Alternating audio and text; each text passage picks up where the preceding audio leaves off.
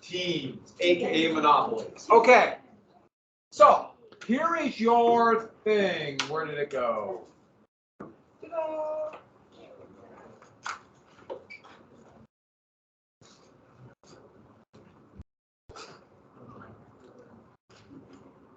I can see it fairly well. Why is it? There we go.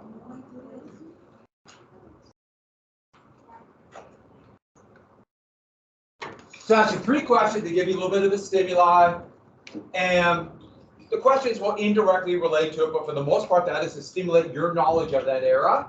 And that is why when you do your review packet, it is not enough just simply jot down a few things. Think about related to other topics on there. This led to this, led to this. So you might not. This might shock you. You're probably not going to remember every single thing. Does that blow your mind? Yeah. But you can remember some, and hopefully you remember one thing that will stimulate another memory. And so when they ask questions like this, they will be relatively open-ended. So as long as you have a good knowledge of the era, a few of the laws, a few of the events that happened, you should be fine. So here's talking about farm problems and the problems in society. You notice it's February 1932, so Hoover is still president. And let's go ahead and look at these. And I think the first 3 were pretty easy. The second 3, a little bit trickier. And they do it in such a way, they word them in such a way that you have to narrow them down. Because I don't know if you know this, you guys took a standardized test yesterday. And I heard it was really almost too warm and the seats were far too comfortable. That's what I heard. Yeah. That's the cheap talk on the streets.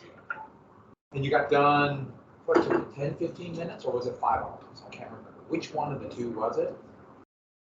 Did you have enough time to do it, by the way? No. Which part was it? The essay took a long time? It was reading the part. I think like some part. The DBQC, the essay. The time crunch. The time crunch? Yeah, like I was able to write my paragraph essay using you. I don't know if that's a good thing, but good. No, that's the thing. You have to get used to that time. Yeah, I know there's a time crunch. That's why you can't get too fancy on those. And that ACT test score is going to follow you for the rest of your life. You're going to try to get a job and say, "What you get in your ACT?" It's a snapshot of time, and this is one of the things about questions like this. You know, you're kind of stuck with one of the questions just happening on that day. So you're gonna have to do some narrowing down. For that example, that first one, this one was pretty easy. It's Oklahoma Daily Leader is talking about farm problems. What was the answer to number 1? That one's a pretty easy. Now you can see elements of all.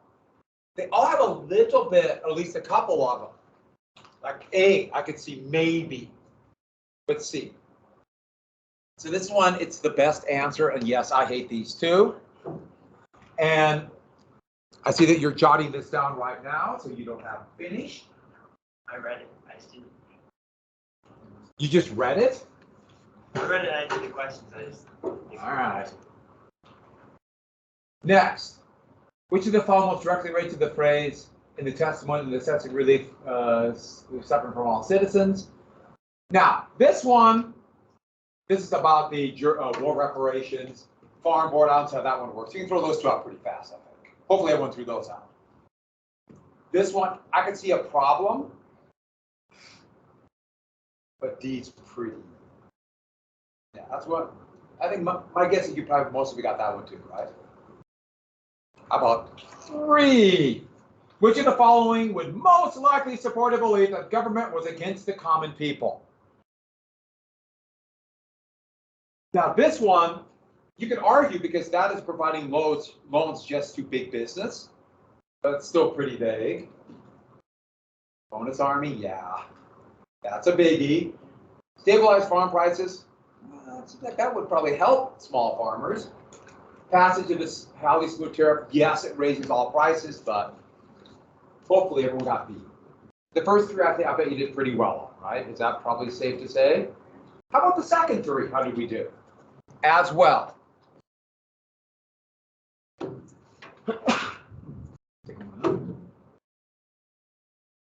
Here we go. So, Here's a little brief from a historian, a little brief paragraph from David Kennedy. I read the book. It's an okay book. Freedom from Fear. Basically, it's the Great Depression through World War II. And which of the following groups most likely oppose the philosophy of the New Deal? Now, I've read this one, and I thought it was very easy. But then talking, to other people and looking at it, I could see where there'd be a couple ones or a couple mistakes. Now, this one, maybe, but not necessarily would be opposed. And this one, same deal, would be some opposed, some against. So I think you can throw those two out pretty quick.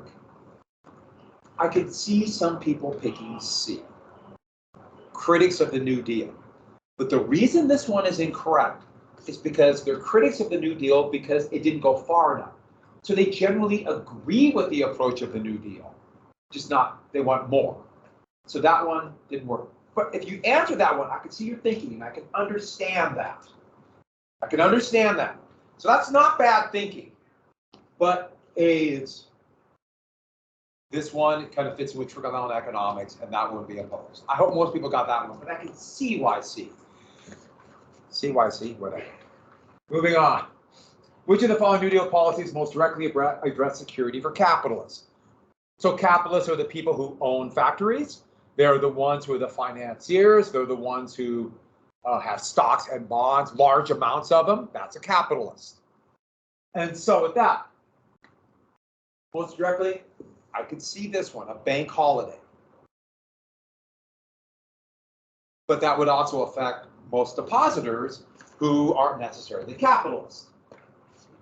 This is taking the most generic term of capitalist, not someone who supports capitalism or against it, just someone who literally has the capital.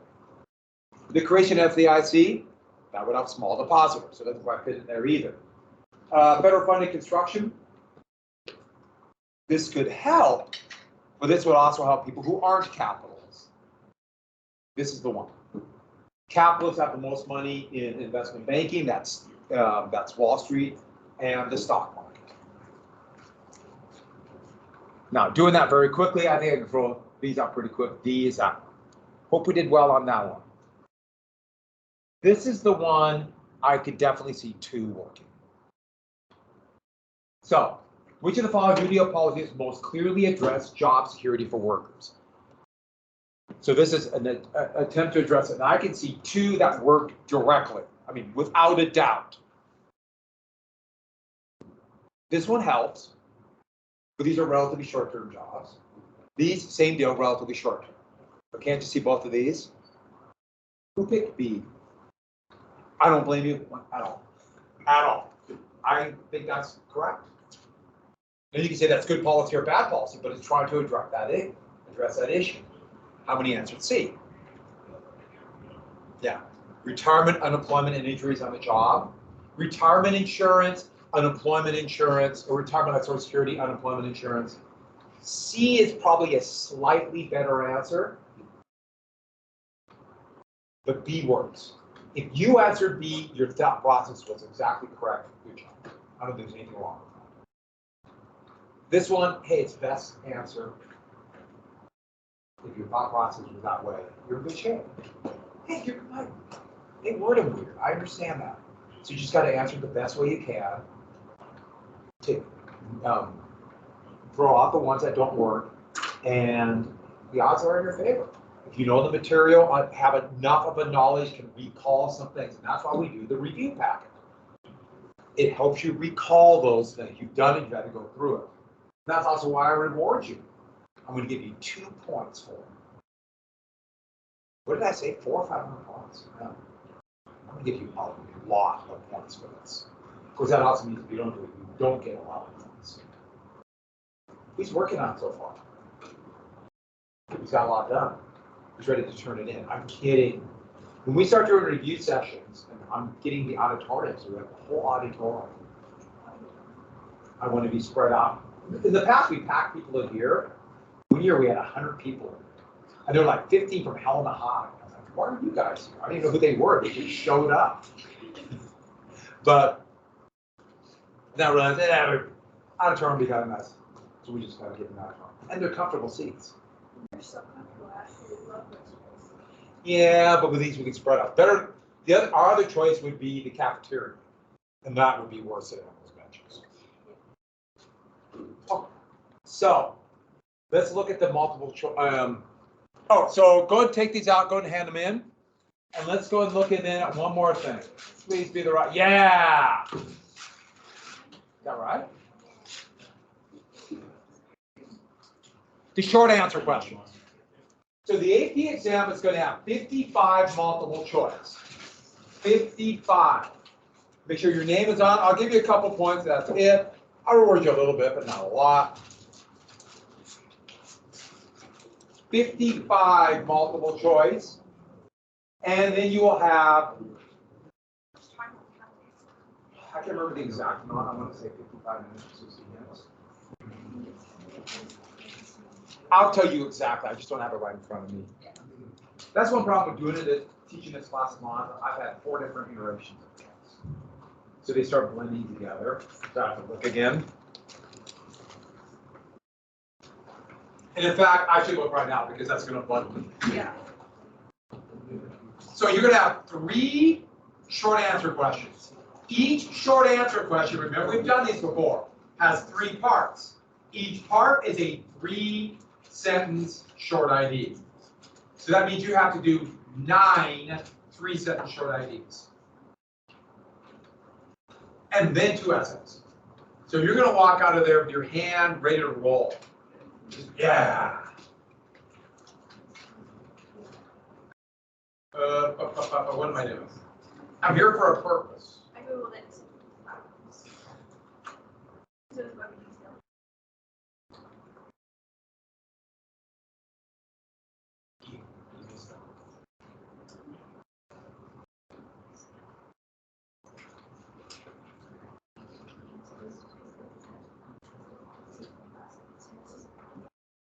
So, 55 minutes.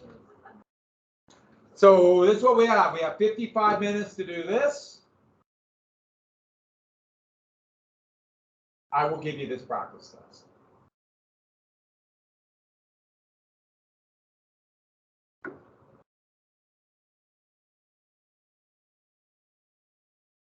"40 minutes to do the short IDs, which is actually a lot of time.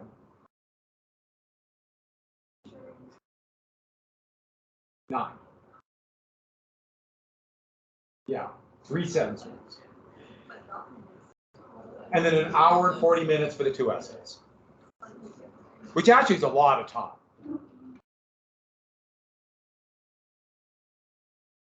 And thank you for asking that, because I just could not remember the exact times. So for the short IDs, they're going to give you the short answer questions. They'll give you 4 choices. You must answer 3. And last few years, my class has done great on that. I don't know exactly what they did. All I know is, did they do well on it or not?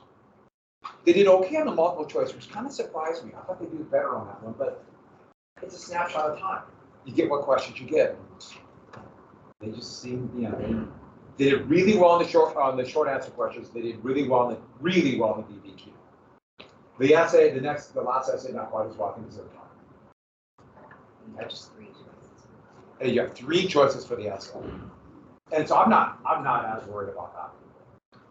The DBQ is the one I'm the most worried about for you. That's why we're doing another one. Is because you get 1 choice. That's it.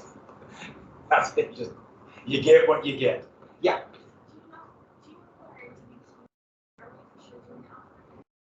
Oh, that reminds me. No, I decided to give you a little more time on that because it's going to affect the Cold War, and so I want to talk just a little bit about the Cold War before we do it. So I'm going to do it on Tuesday. Is that okay? Yes. And to be honest, I don't want to do it on Friday either. Because I got to take them home and grade, and I want to grade them. So I'd rather grade on a Tuesday night because it's a Tuesday. Yeah. So it's a little bit selfish for me too, but what the heck, right? So let's look at these. So you have to do, it'll be a question like this. Sometimes it'll be just 3 components of the New Deal. Sometimes it'll be 3 events that led to the Revolutionary War. Sometimes it'll be a little bit of a stimulus and then 3 short IDs. Or follow that same basic program. No topic sentence. That first sentence, you choose what you're going to ID. You essentially explain what it is, give an example how it answers the question, and then show what it relates to. it led to this in the third sentence. We good on that? 3 of them. Now, for me, this is the way I think. I like having 3 little paragraphs. You know what I'm talking about? When you actually do it on the AP exam, make 1 big paragraph. Don't ask why. The way graders are supposed to grade, they will give you a little more benefit of the doubt if it's 1 big 9-sentence paragraph.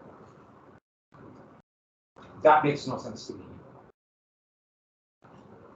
So just boom, boom, boom. Maybe put a little A, B, and C in front of that sentence you start with. That's it. It's not my preferred way of doing it, but that's the way the College Board likes it. And it's a bureaucracy we got to deal with. And so, explain the composition of the New Deal political coalition. So just to review on that, remember I told you that FDR coalition of labor unions, which is the biggie, and that's one I talked about the most. The Wagner Act of labor unions, and he voted Democratic for 40 years. Then it all blew up in the 70s. Or another one would be small farmers, because of the the AAA and the second AAA. Or immigrants and urban workers. That's because so many WPA programs went to the city. Remember we watched that thing on New York City. And also African Americans who could vote for the first time started voting Democratic because of things like, remember, we had the no discrimination in the WPA. So you choose one of those, do a short ID, move on to the next one. That's 3 sentences easy. Next one. 1 specific way the New Deal caused long-term realignment in U.S. politics. Now, I gave you a lot of the legacy of that. And the biggie, the most important one, the longest term legacy was, what was the shrinking of the gap between the rich and the poor for 30 years? Yeah, the Great Compression. Once I said that, everybody remember that? Once that happened, and that stability, it led to basically most politicians being elected who wanted what type of economics? What's another term for liberal economics? Keynesian. By the way, when did Keynesian begin to go away? Go back to conservative, which we still are in, basically. Yeah, the 70s, 1970s. What a time, the 70s. And once again, I blame a significant amount of this for the changes in the 70s. I'm not saying good or bad thing about that. I'm just talking about how it was such a topsy-turvy decade. It was amazing how much disruption happened. Have you listened to some bad? Have you listened to the Bee Gees? That's all I'm going to say. To Australia.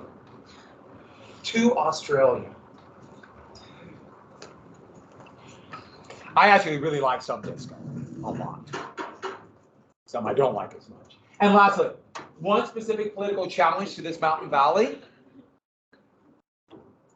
So there's a lot of things that enemies of FDR, remember, like there's the Wall Street push, remember the attempted coup, both opposition from people like Father Coughlin or Huey Long and Dr. Townsend. But here's the biggie. What did Roosevelt think he had to do to make sure his programs would not be thrown out? Yeah, court packing is probably the best example of it. Court packing. So that's it. You come up with these few things, you write your short ID, no topic sentence, just start writing. A, B, and C. I actually really like these kind of questions. I wish the whole test was this. Wish I had like 20 of these. Okay, your hand would be tired. But I think it's the best, your best ability to show your breadth of knowledge. That's what I like about it. So we look at one more. Difference or similarity between 29 and the Depression and 29 here. I'm looking at things like a financial panic. They're all financial panics. 1 specific similarity, antitrust. Remember antitrust? 1 specific New Deal reform that went beyond the reforms of the progressive era. Be something like the Wagner Act, or Social Security, or the WPA. Things like that. They come both right. And when you do your regular essay, isn't it the same thing?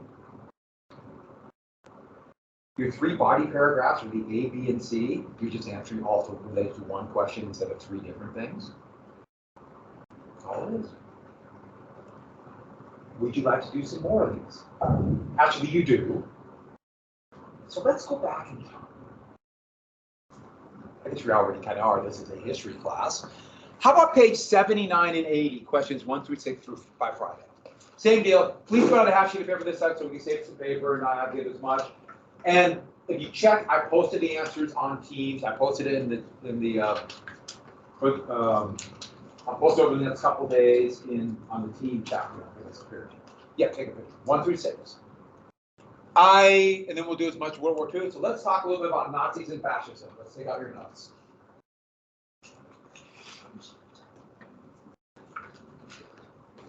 Oh, what's 79 and 80? Those are the events leading up to the Revolutionary War. I don't, wait a second, what? What's this revolution? Once you start seeing it, start going through your review packet, most of that will come back. And the big thing is, if it's familiar, the details will come. They really will. Familiar, write a couple bullet points. We talk about in the review session, it will come. So, fascism.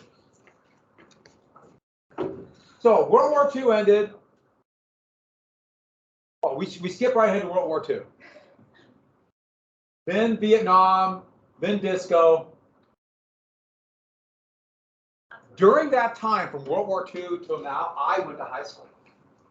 So that's a hint. I went to high school after World War II. Huh? 1848. It's all relevant. Yeah. I was very old in high school, clearly. Oh, yeah, obviously. I was the elder statesman of my senior class. All right, so here's the new map of Europe. Germany's divided in two. So there's the new country of Czechoslovakia. Austria is now a little tiny country with a massive capital. All these areas had to be decided whether or not Germany was in absolute disarray. There's revolution in Germany. Bavaria broke away and formed a People's Republic of Bavaria, a communist government for about 6 months. It was just crazy. And so while they negotiated at Versailles, the whole thing was blowing up. They were making their own borders in reality. So with that, we got to get to the rise of fascism. And you see these types of government out of the disillusionment of war, of economic crisis, of people feel like they're being left behind. It's no coincidence that you see a lot of this in Central Europe now, the growth of fascist governments like in Hungary, because disillusionment after the fall of the Soviet Union, and then the expectation that everything's going to be great. Well, actually, no. And Hungary is a part of the European Union. It never quite felt like it was. So what is fascism? Fascism is an authoritarian dictatorship. Now, there's lots of authoritarian dictatorships that aren't fascist. The Soviet Union is going to create an authoritarian dictatorship, which goes completely against what they said they were for, but they're not fascist. But they're going to have similarities we will see in a lot of places. Generally, fascism, using the very generic scale we mentioned before, I said I was signed in. It's right-wing. I've told you about right wing and left wing. Left wing is more like socialist in that way. Right wing, more towards fascism. But the lines blur. It's not that simple. But generally, they'll say right wing. And it is intense nationalism. Intense nationalism, implying there's enemies all over. And one thing, I find it very irritating. So there are people that are might be more conservative and therefore a little more right. They are not fascist for the most part. There might be some in the United States, but I hate calling people who are, let's say, conservative today fascists. Same way people who might be liberal, calling them communists. It's corrosive. How can you have a political discussion when you say you disagree, you're a fascist or you're a communist? So that's not what I'm saying, and that really irritates me. But you will see elements of right and left wing and people. We could see elements of this. But please don't make the simplistic jump, which is usually just I don't have an arguing point, so I'm going to turn this into, a personal thoughts on something.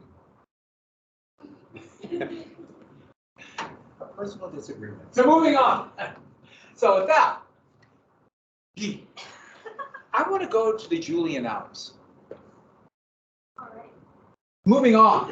World War I. These are the Julian Alps, the beautiful mountains right here.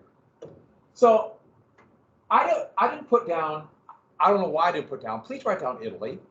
World War I, Italy. Italy had, the war went horribly for them. I mean, they didn't lose, but they barely held on. Hundreds of thousands of Italians died. Veterans came home disillusioned to a bad economy. You know, there was a bad economy in the United States, but Italy was just hammered. And at Versailles, they felt cheated. This is the Julian Alps. They thought they were going to get this whole eastern Adriatic coast, didn't get it at all. That went to the new country of Yugoslavia. They felt ignored. They felt like they were treated as second class. They were slighted. The same thing's going to happen to Japan. And so you have this just grumbling undercurrent that our government has made us weak, this kind of constitutional monarchy they have there. And that's going to lead to a man by the name of Benito Mussolini, who was before the war a socialist newspaper editor. Drafted into the war, and the wartime experience as a vet turned him into a right-wing nationalist. As he sought socialism, or this idea of individual rights and freedoms, made us weak. And there he is marching with disillusioned veterans, all dressed in black, and I've talked about them before, the black shirts. And he was kind of a rabble-rouser, loved the fame, loved the attention. He adored it when his face would be on the newsreel films they showed during movies or on newspapers. His number one goal basically was to have a cushy job and have lots of mistresses. But he just kept going, getting bigger and bigger. And just kind of generic goals, but it just kind of grew. He didn't necessarily have his eyes set on dictatorship of Italy, but when the time came, he jumped at it. And in 1925, it happened. He jumped at the chance, never dreaming he would actually become dictator, and next thing you know, he is dictator of Italy. And the fascist ideology really stems from this idea of a lost golden age, when Italy was a powerful nation. So what do they look back to? The Roman Empire. And so that's why they're going to emphasize a lot of things in front of the Colosseum, the Roman arena we call the Colosseum. You see speeches there in front of the, in fact, they'll do all kinds of archaeological digs, which much of the Forum is this old market up right by the Colosseum of Roman ruins. It's so wonderful it's there, but a lot of that was done to kind of show, look how great Italy was, we'll be that way again. And commissioning lots of classical Roman style art. Anything that wasn't in that style was seen as degenerate, and they would destroy it. Especially at the time of this is the time of abstract and post-impressionist art, so that was seen as degenerate. It's not true art, like a Roman statue. And this is very romantic. I've talked about the romantics before that came out of the Industrial Revolution. All this turbulence and this change in society, this urbanization, so different. Let's go back to the Romantic era. Let's go back to the Middle Ages. Here, let's just go back to when we were better. And this is generally a more right wing. The 20s, they call this idea in the 20s going back as conservative. And people generally kind of think of that way today, even though it's obviously much more complex than that. And so, with that, what does represent Rome? The fasc, or the fashion. This bundle of rods, in fact, that is a praetor of Rome, a lawgiver of Rome, a bundle of rods. That represented the authority of Rome. And these bundle of rods, and so at a time of danger, they can appoint a dictator for a year. And the battle axe, we put in that to show ultimate authority, life and death. And this with the battle axe would become the symbol of the Roman Empire. In fact, Roman armies on the march would be led with a man holding a fasc. And so they adopted this for the symbol of fascist Italy. So this is the Italian Republic, constitutional monarchy before Mussolini. And when they changed, when Mussolini took power, technically there was still a king, but get rid of the crown and put in a fasc, and that was the fascist flag. And so with that, and it's a very simple idea about Rome, the Roman Republic, a group of people together running a country, all together as one. One rod alone, one of these rods, easy to break. All the rods together, you can't break. So together we're strong. But if anyone goes on their own way, that makes us all weak. If we're a bunch of individuals demanding our own crazy things like individual rights or liberty or the right to vote even, we are weak and can be broken. Another one they used a lot was the fist. You try to punch somebody like this, and what's going to happen to your fingers? Here, try. I got a wall. Hit this as hard as you can. But with the fist, what happens? You're strong. And since these are inherently very violent movements, there's a lot of fist stuff. A lot of fist stuff. Fisticuffs. So that's where the fasc comes from. And they try to go back to the Roman Empire. Nobody knew what Roman salutes were like, and so they copied someone else who made up a Roman salute, and that's where they started doing the Roman salute, and that's where that comes from. Hey, the Romans must have did this. They had no idea what the Romans did. And so that's where you see the fascist dictators, and yes, other fascist dictators would copy that with that salute. So Nazism is a form of fascism. Oh, Hitler was not a brilliant man, but he knew how to copy things that he could use. Yeah. Why is Hitler on the side and like the pictures down there, but the other folks are straight up? You see what I'm talking about? Yeah, that was the. So when everyone's highlighting him, they're looking up. He's acknowledging them below him. So that was his way to show the leader. So you look at that. It's a clever way to elevate him, implying the people below him. The Italians didn't have me, it was just that. Which a little awkward doing that, but here we have all the little kids learning at a very young age how to do it. There's lots more fascists. Here's doing the salute to various fascists. They do a lot of propaganda, so learn fascist symbols and ideology. And where did they get this salute from? I told you.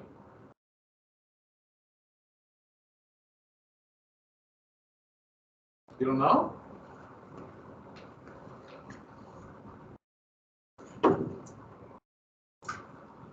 I pledge allegiance to the flag and to the republic for which it stands, one nation, indivisible, with liberty and justice for all.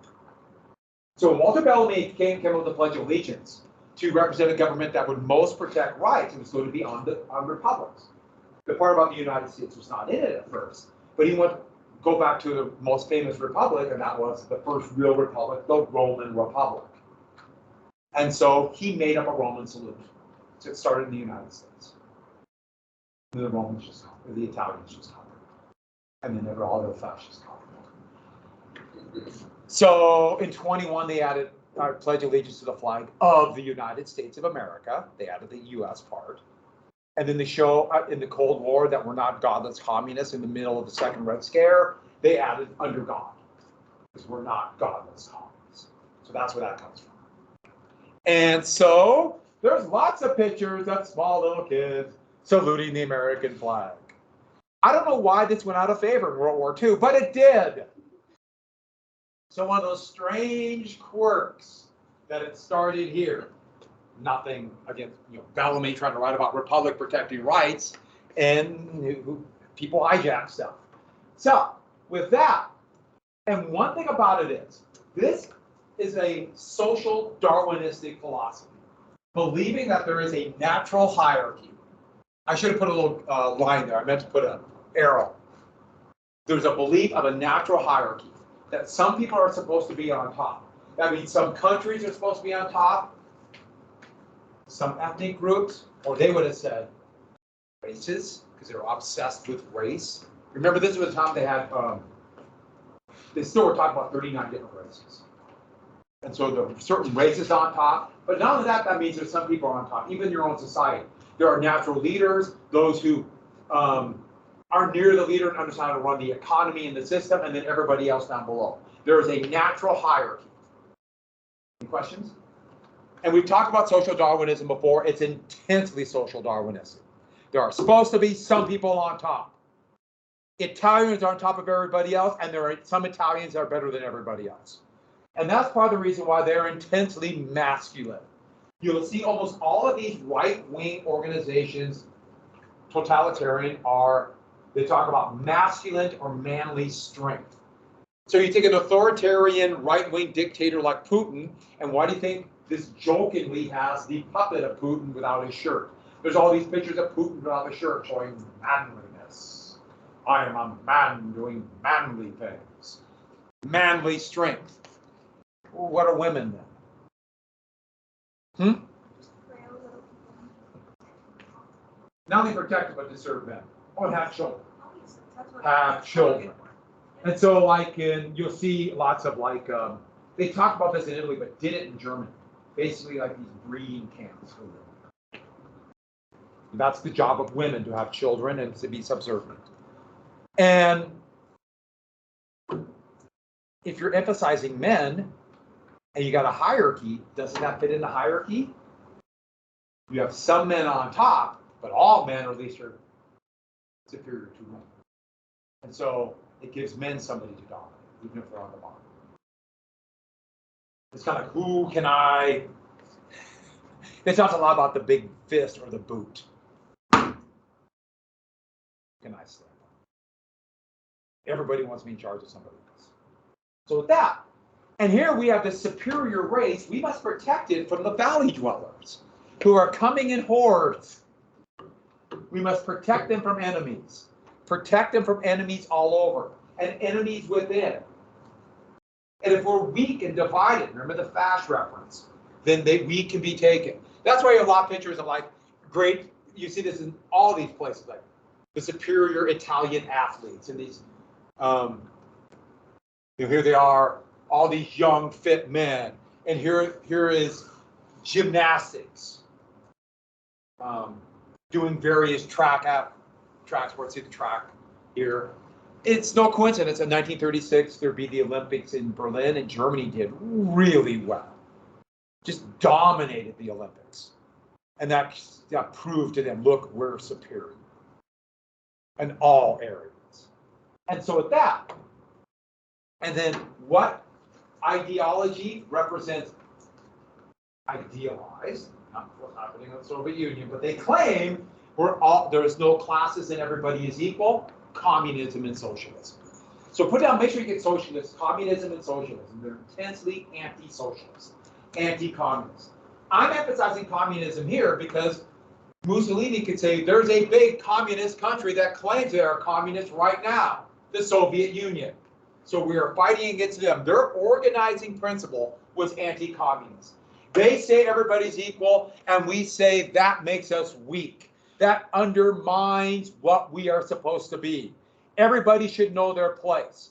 And if you tell people on the bottom they're equal, you undermine the foundations of our society. By the way, you see Trajan's Arch? That's at the Forum. The Colosseum is right here. See that? It's right by the Colosseum. Yes, there's some issues. I don't particularly like fascism. I'm taking a stand there. I'm showing my bias. I know I should show both sides. Well, I'm not going to. I don't like fascists. But I love the ruins. So I'm glad they uncovered the ruins, and then they should have left it. Moving on. So they're intensely anti-liberal. When I mean liberal, I'm talking about the liberalism of the Enlightenment all the way through. Don't think so much in terms of liberal economics and whatever weird things people call liberal and conservative today. What I'm talking about are liberal ideas that people have individual rights, of democracies, of constitution, where everybody is under the law. To their argument, that makes us weak. If everybody is fighting for their own individual rights, then they don't care about the state and somebody will undermine us. We must be unified as one. If you have democracy, where each individual person has the right to choose their leader, the weak ones will be absorbed or taken in by stronger ones. The communists will come in. So we can't give democracy. And law? Should men as great as Mussolini be constrained by law? The powerful should not be constrained by law. They should be able to do what they want. Law should only hem in whom? The weak. You. I am above the law. Now I see, I like this thing. Oh, and then you can see all the way down to the different groups. And so we have hyper-nationalism, hyper-state. And a lot of these powers are imperialism. Let's spread the flag. Let's create a bigger empire. And it's no coincidence then, everyone in some way will be militaristic. You'll see Mussolini always in uniform, right? Young children at a very young age in uniforms, trained to march, trained to drill from day one. The glorification of the military, implying that we're all fighting this battle against enemies. And here's the thing about the military and why they like it so much. To their point of view, do you have individual rights if you're a soldier? What are you supposed to do? Be loyal and follow orders. Now, of course, you can argue, wait a minute, how is she supposed to do in the military? Well, yes, but now we want it for the whole state. Now, did Rome really do this? Not really. He talked a good show. Not Rome, I'm sorry, Italy. And so we must all be together as one. These mass demonstrations are going to be all the time. All standing alike, dressed in kind of a uniform, chanting the same things, yelling the same things at the right time, clapping and applauding the leader. So an individual is weak and we must mobilize the entire society. This should remind you of something. It's all implying that we are at war and our enemies are everywhere. In fact, that's one of Mussolini's great things. I will get your enemies. And that's what Hitler said. I will get your enemies. You have enemies. They've shamed you. I will get them. And this fits in with the economic point of view. Individual workers demanding rights and crazy things like labor unions will weaken the system. Mussolini talked about corporatism. We must have a corporate control of the state, and a financial elite should run the economic system, or financial monopolies. One of the arguments that Roosevelt, the New Deal, and his descendants all the way up to the late 1950s, really, would talk about, we can't have monopolies, because monopolies are the stepping stone to fascism. These cartels that will take over the system and pick a strong man. Which is an interesting rhetoric because it seems almost foreign now, especially since we're dominated by monopolies. And so, but there's also becoming reaction to this. And therefore they're intensely anti-union. Why do you think the Wall Street pooch all hit one of Mussolini? He got rid of it. Lots of mass things, all doing the same thing together. You know, the same, all together as one, chanting the same slogans, etc., as one. And all the leader. If we have a hierarchy, who's going to speak for us? The leader. And there's going to be so many of him strutting and bragging, you know, like this. And so with that, basically a cult of the leader. And the leader can do it, it got blanked out, but it's supposed to be no wrong. The leader can do no wrong. The leader can make no mistakes.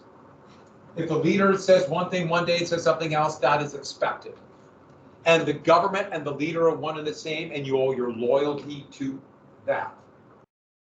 So when Hitler took power, one of the first things he did is he changed the loyalty oath for the German army from loyalty to the Republic to loyalty to the leader. Oaths meant something in Germany, and so that's what he did.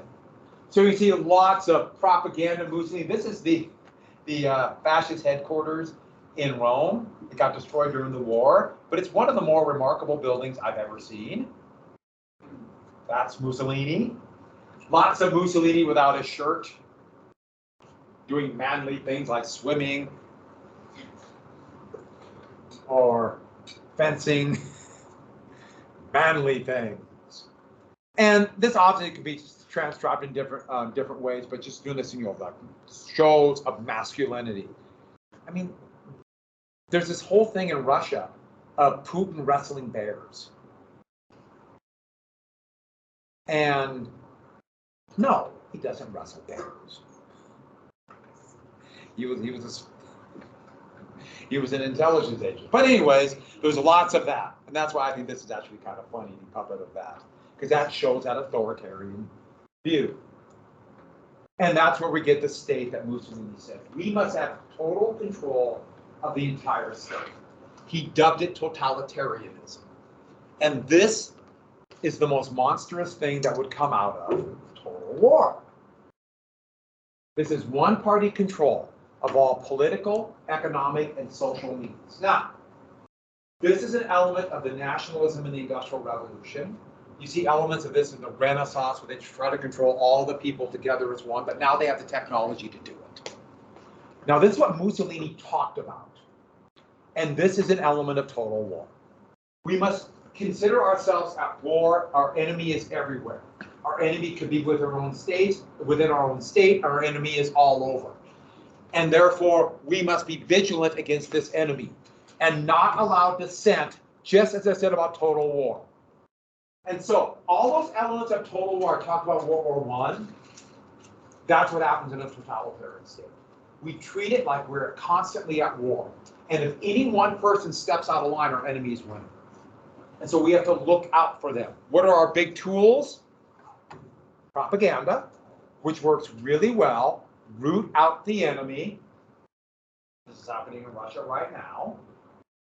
People who are not for the war are being rooted out by people. If that doesn't happen, you have the secret police, and thus this is from the great George Orwell, his anti-totalitarian book, 1984. Big Brother is watching you. He was a socialist who became, for very good reason, disillusioned with the horrific totalitarianism of Stalin, but also Hitler. Secret police, always watching. You never know who the secret police is. You never know who's listening. How do we know they're watching? If the red light is flashing, they're watching. If it's not flashing, they're watching. If it's a green light, what are they doing? Watching.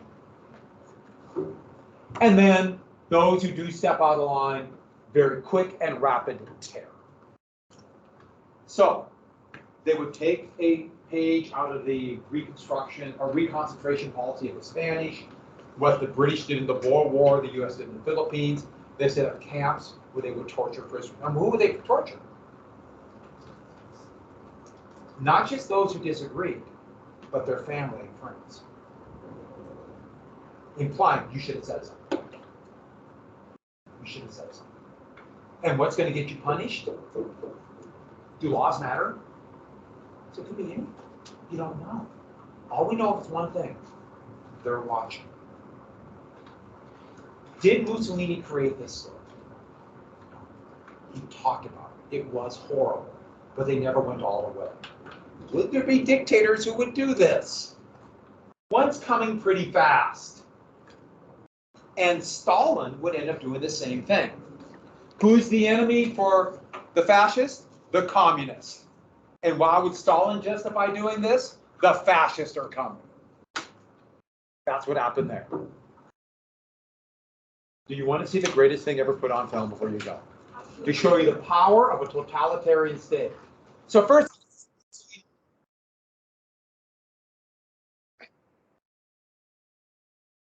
now, everyone together, here's truckloads of nuns giving the fascist.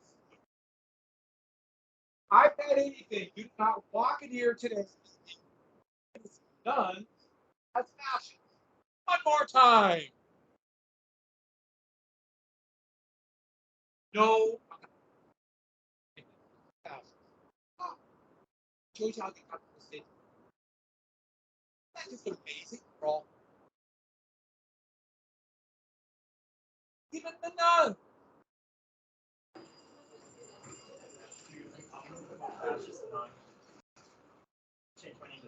We wouldn't. or you can be a fascist monk. But no, don't be a fascist.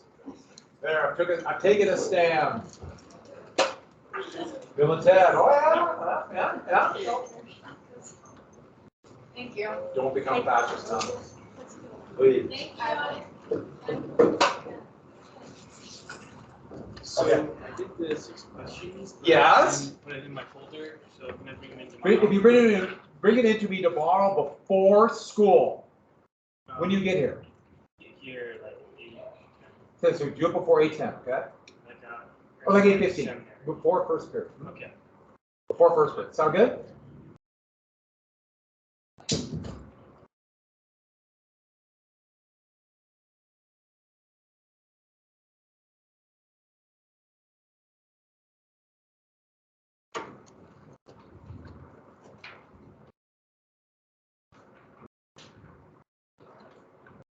Wait. Stop.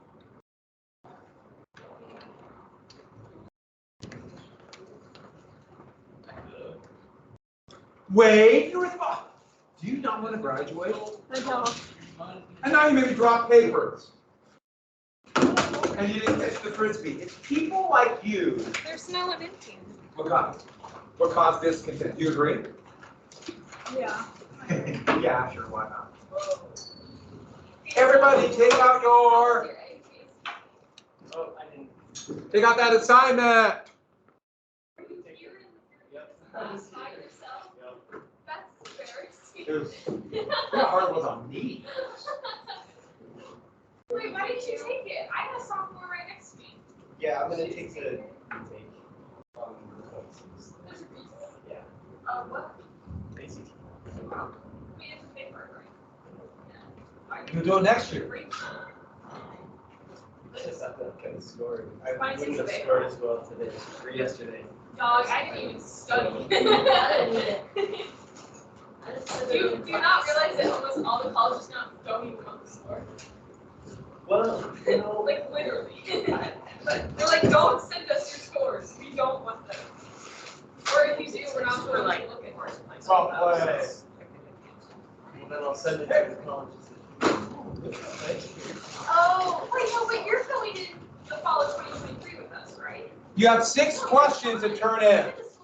Half sheet of paper, and then we got more standardized tests to do. I've decided the popular clamor is here for more standardized tests. The people have spoken. Oh, now you're leaving. The science, I literally could not read. My brain hurts so much. That was a first one. Yeah. And then the actual question was like the last sentence of the question. And I was like, what? I was voting guys. Let us learn. Did you see that? 3, 2, 1. Oh,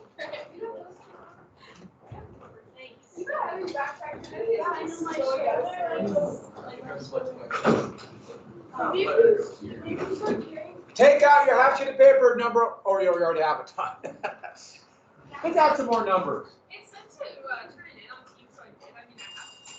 I didn't like that. Didn't say not to turn it on Teams. The fact that I did this. In fact, number 6 bugged me. Number 6, it could be 2 answers quite easy. Okay, I actually wrote 2 answers for 6 too. That's what I did. Yeah, 2, 3. don't worry. 6, I and mean, then would like pick it. I understand the way they word these. Okay, you might be something like, oh, I should have got it. There's a few. Both answers could be legit. Take out the question. I actually just wrote, I did 4 answers for each one. Well, and I thought it was the person was like, that feels like that. Yes, I was just talking about farmers. So we're like, farming. I don't study that. For what? No, I can't. I'm just saying I really just stop and everything. Stop training. And let's go ahead. I want half sheet paper, so save that out because we're going to do another one tonight for Friday. So you should do it every single day until No. the rest of time. For the rest of time. It's good practice review. And just to see the way they write questions. Oh, I heard you guys had a test yesterday. It was great. You showed up there and they would go, you know, before you go down. And the best, I heard that was really nice, comfortably warm. The seats were comfortable. I heard the seats were really nice. They had corn out over your eyes. All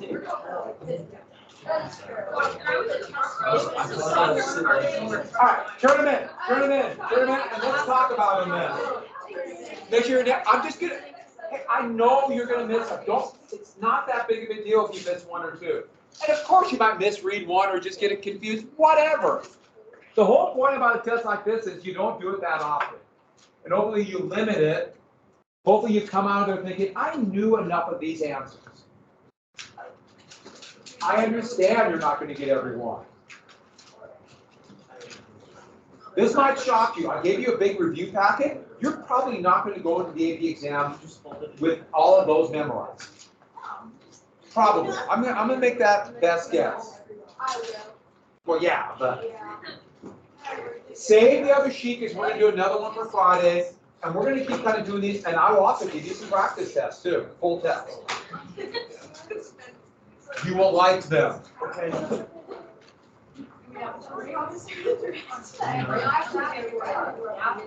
It's ripping paper.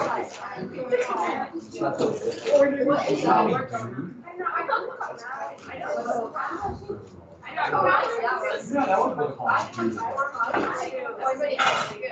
Dude. My time management No, I'm first 2 seconds. All right, so let's talk about the 3 questions. No. Those almost. Almost is not good. -6. All right, so now I'll give you a little credit. I know you're going to miss stuff. And here's the thing, when you do, now, that review packet, try to go through it. It's not enough just to jot down a few things. In your head, at least, connect it. This led to this. Shays' Rebellion led to the Constitution. Relate it to some other fact.